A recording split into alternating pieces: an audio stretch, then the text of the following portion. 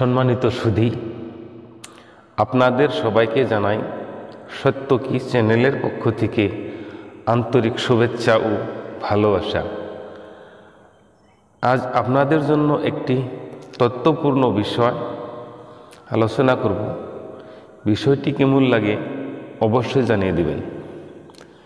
আলোচ্য বিষয়টি হলো 70,000 ফেরেশতা আসলে কি। এই 70,000 ফেরেশতা সপ্তম আকাশে অবস্থিত জুরা বা বাইতুল মামুর মসজিদে একবারই প্রবেশ করতে পারে, তার হকিকত কি? প্রিয় ভাই সকল, এখন আসা যাক আলোচনাটিতে। আল্লাহ পাক কুরআনুল কারীমের সূরা তুর 1 থেকে 9 পর্যন্ত এই মসজিদ বাইতুল মামুর ও ফেরেশতা সম্পর্কে বলেছেন। এই বাইতুল মামুরকে ঘিরে প্রতিদিন অগণিত ফেরেশতারা তুয়াফ করে বা প্রদক্ষিণ করে।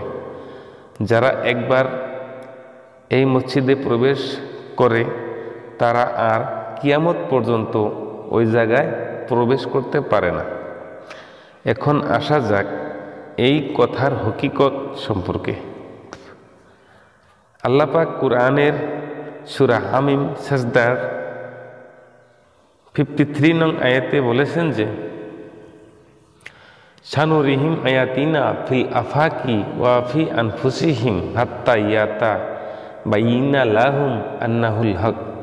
অর্থাৎ বিশ্বজগতে ও তাদের নফসে বা দেহের মধ্যে আমি আমার নিদর্শনাবলী দেখাবো, যাতে সত্য তাদের কাছে সুস্পষ্ট হয়।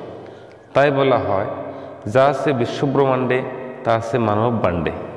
দেহটিকে বলা হয়ে থাকে পৃথিবী, বিশ্বব্রহ্মাণ্ড, কুরআন, নৌকা, গাছ ইত্যাদি নামে।